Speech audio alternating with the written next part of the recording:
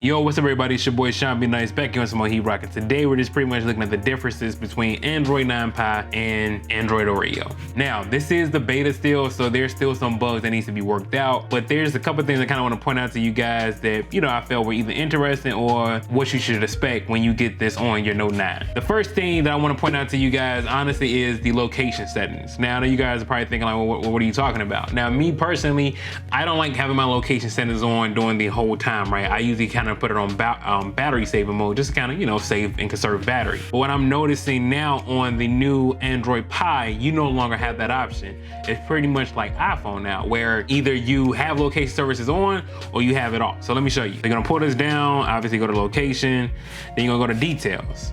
Now, as you guys can see right now, there's no option for like battery save. It's either on or off, right? And here, you go on your Note 9, you go to location settings, you hit details.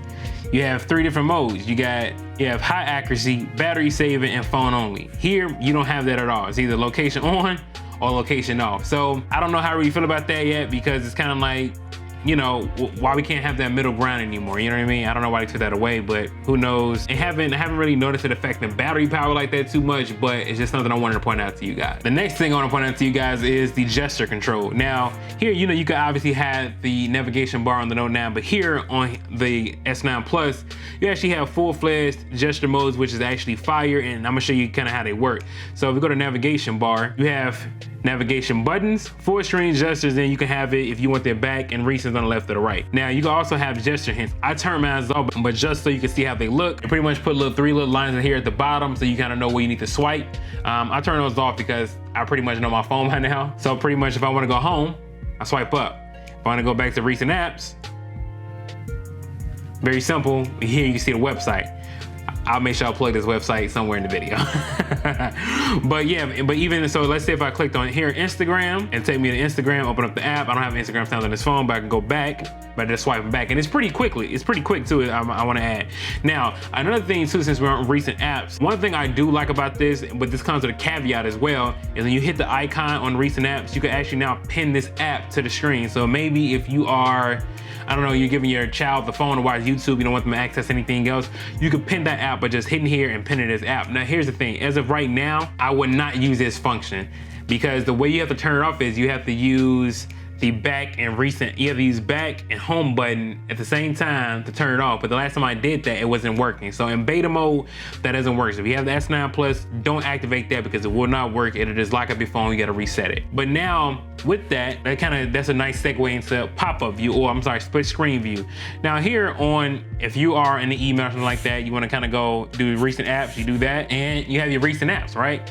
Here, you don't have that anymore. Now, if you wanna do recent apps, at least if you guys know a better way, let me know, but I've tried to hold it, everything like that. To do recent apps now, you gotta swipe up, go back to the app, then you gotta hit it in, open a split screen view, and then you can open up your internet. And once you hit this, there's no other little options to switch windows or anything like that. You're pretty much stuck with what you get. I'm personally not a fan of that. I don't like that. I don't like anytime phone companies take things away for no point. Like, to me, that was pointless. Why'd you make it hard for me now to do split screen? Now, most people probably don't even do split screen on their phones, but for the ones who do, that's an inconvenience and an extra step that now we have to take when we didn't have to take it before. And for some odd reason, I'm also having a hard time doing pop-up window. So, here, if you want to do a pop-up window, you rescale it, you bring it down to the size here. Now on the S9 beta, well, Android 9 Pie beta, you don't have that option. So let's go ahead and just bring that down. But you don't have that option anymore. I don't know what's going on with that. Another thing, shout out to Everyday Dad, really good guy. Make sure you check out his videos. Another thing that I don't like is the fact that here, if I open a YouTube video, let's go ahead and grab my Note 9 on Android Oreo. If I open up a YouTube video and I hit the home button, pop-up menu, pop-up player still works. I have pop-up player activator on this phone here. We hit this video, we swipe up, no pop-up player. It's completely gone. Now you still hear it in the background. I can figure it out. You can figure it out. I feel like I've finally arrived. But you no longer have the options to do that. Now, another thing too that you gotta kind of keep in mind that they took away is the ability to kind of go back to the last app pretty fast. I mean, you're gonna have that on the back button now, so it's not like a huge deal. But for example, as you guys see when I swipe back, I had pretty much just brought that menu down to, a smaller scale. But let's say if I was in Philips Hue, but I wanna go back to YouTube real quick, I double tap recent apps, it takes me back there. Here, I guess it somewhat works if you go here, but if you hit back, you're only going back to the internet. But if you swipe up, then you can go back here. But it's just like, I don't know. It's, you know, it's a couple of things. It could be due to the fact that it's in beta, but right now it's just like, this is annoying. It's like, what I'm noticing is like, there are some nice visual aesthetics that came with the Android 9 Pie, but there's a lot of things that like Samsung kind of took away, or it's still in beta, so I don't know for sure. But it's just like, yo, B, come on, man. Why are you making this more difficult than it has to be? Now, one thing I do like, and I'm actually a really huge fan of now, is the way you're able to search through your phone. And what I mean by that is, when you go here, search phone, let's say I don't have Twitter installed on this phone, but if I go to Twitter, if I type in Twitter, right, and hit search, it's gonna bring me up everything that's involved in Twitter now, right? And as you guys can see, they rounded off the corners, but you guys kind of already knew that. But they have instant web apps now. Here on Android 9 Pie, you can do instant web apps on Oreo, but you don't have it to the point where like it's bringing it up as far as like everything like this, everything involved with Twitter, even in the Play Store. You know, I can go download this right now, or if I just want to use the instant web app, I hit that, it opens it right up and brings me to the instant web app for Twitter. I mean, I'm gonna tell you right now, that is fire. That is a dope feature to have, especially on the Samsung phone, so I'm really feeling that. I feel like Samsung is trying harder and harder with the updates to kind of bring it more of it to a stock experience and just kind of water the experience down, but still kind of giving you their Samsung flavor, so I respect it. Now, another thing, I could just be bugging, but it seems like the camera app has gotten better, mainly with the fact that of the front-facing camera, right? And also with their toggle. So if you now even switch over, you switch over left to right, and it's very fluid too. When you go to the front-facing camera, you can. But now for me, it seems like with the front-facing camera, it seems like they finally took off that beauty filter type mode, which used to drive me crazy. Overall, the entire look for the camera setting is different, and I'll show you the differences now. So here's how it looks on Android Oreo, and here's how it looks on the Pi.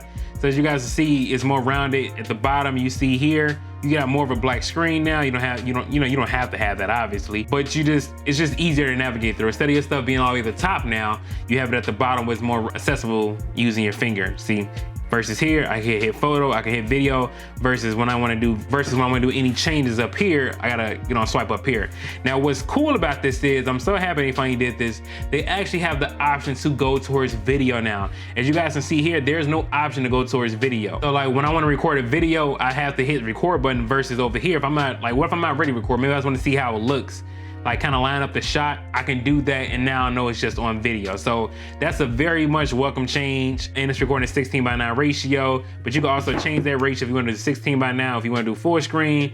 Your settings a lot more quicker to access as well. As you guys can see, front facing video, we can change that back to QHD. They do have HEVC. They got tracking autofocus. Now this is for the front facing camera. For the rear facing camera, all the settings for the most part are still the same. Now let's see, I'm just curious. Let's see if they actually give you unlimited settings now when you're recording in 4K, or at least up the times a little bit. So let's see, a recording.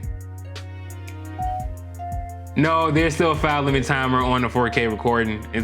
It's stupid, but it is what it is. One thing I want you guys to take away from just this video and as a whole is the fact that everything now is more accessible to the reach of your fingers. Like even if you look at settings, right? Settings is completely different, right?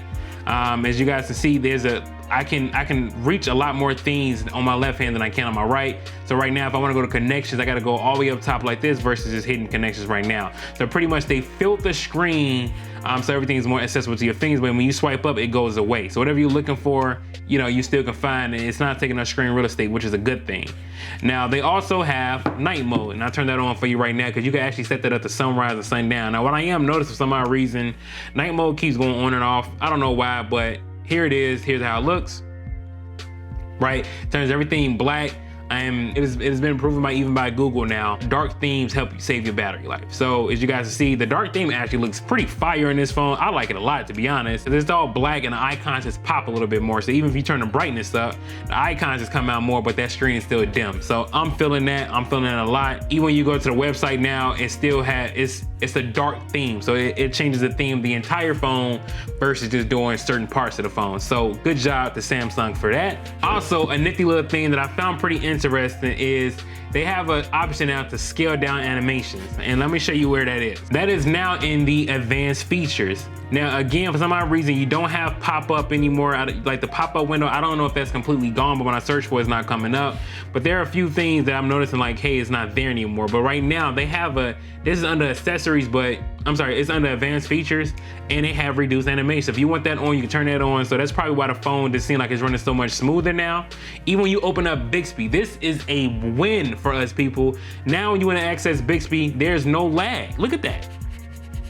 There's no lag between when you want to open up Bixby and not. Like, come on, man. About time, Samsung. Like, it took you about 2 years to do it, but I'll take it. Somebody else said 5 one of their videos. Don't know what they was talking about. Bixby ain't been around that long. But yeah, man, thank you for finally making it where it's so seamless to do. Oh my God, like now I'm probably more inclined to go to this screen now knowing it's not gonna hiccup my phone. So even right now, as you guys can see here, there's a delay. There's a delay. That's not huge, but it's there. So go ahead and close that up. You see what I'm saying? Versus here, boom, swipe left, boom, swipe left. Perfectly fine. So there are some things right now, if you don't have the beta, I would say this, it's good enough to use as of right now. One thing I would say don't use, like after you upgrade to the beta, don't try to access Samsung Plus. It's completely broken right now. Samsung Plus is completely broken on Android 9 Pie. So don't even try to access it. I keep trying to log in and keep forcing me out. But overall, my favorite features about this phone so far is night mode and the gesture-based swiping. So to me, I actually like that better than iPhone-based gestures. And don't get me wrong, the gesture-based swiping on iPhone is still fire, but I feel like I just like this a little bit more. You got the recent app, you swipe up, boom, go here, go somewhere else, boom, swipe up. You got a back button. They still don't have a back. I mean, they kind of have a back button to you to swipe over. I mean, but I would say this. I probably spoke to someone and say I like this one better than this one, but I feel like they finally kind of caught up with the iPhone-based gestures. How about that? Okay, I like both. So that's just my little quick little overview of what I think about Android 9 Pie Beta so far. I don't want to make every video as just straight like crazy cinematography. Some things I know people want to kind of get straight and down to the point with.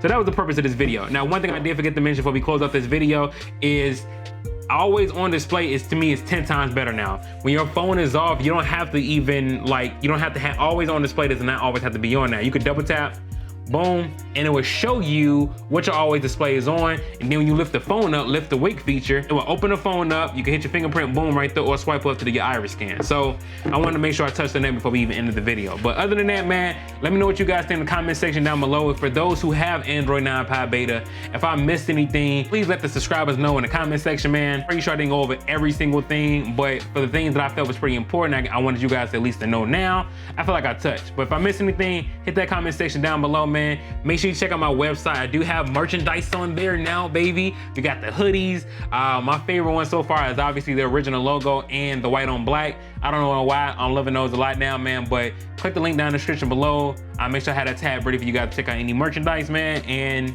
I appreciate the growth of the channel, man. We've been moving and rocking.